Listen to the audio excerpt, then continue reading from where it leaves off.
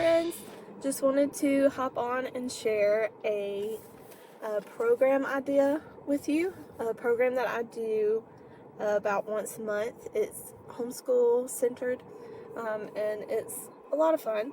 So it's called Book Explorers, and what we do is we take a picture book that's a little bit older, and we talk about maybe some of the history behind it, a historical figure from it, something like that. So the one we did today was Ronald's Dragons, the story of J.R.R. Tolkien, and it was written by Caroline McAlister and illustrated by Eliza Wheeler.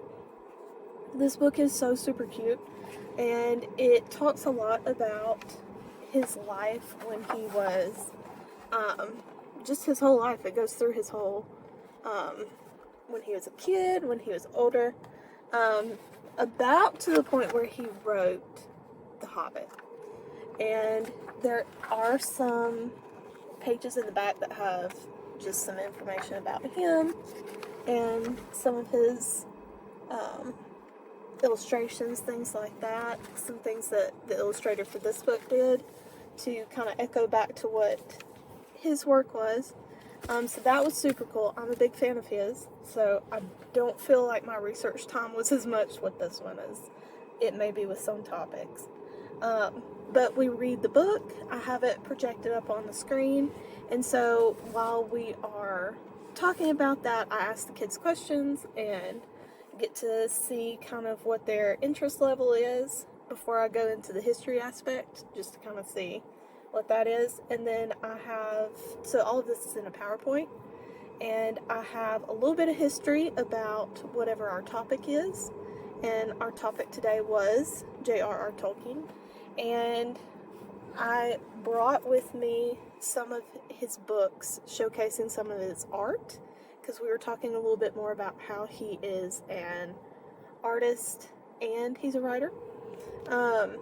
And so I had these out just if they wanted to take a look at his illustrations and his handwriting. We talked about how he was friends with C.S. Lewis, and the kids and the adults thought that was really cool. Some of them didn't know that. And so I'm very excited to, I believe Caroline McAlister also has a book about Lewis, so I'm very excited to do that one, maybe in a few months. And then I also brought my pictures by J.R.R. Tolkien, and all of these are like my personal copies. This is one of my favorites of him, is Rivendell, and I had that out so that the parents could kind of take a look. And then the book that I used for my inspiration for our project, because we always read the book, do the history, and then we have a project. And the project that we did came from this book. It's J.R.R. Tolkien for Kids, and it has 21 activities. And it's a biography.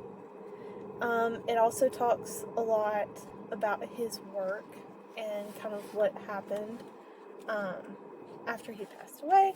And then this is the activity that we did today. You draw a map for a story. So I got them to draw a map either of a story that they know and love or a story that they wrote. And so they really enjoyed that. We had a lot of cute ones.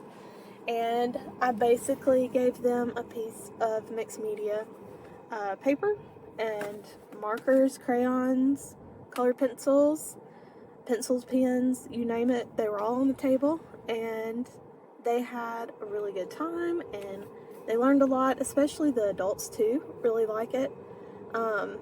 And like I said, I mean, this is September 4th, so school's in.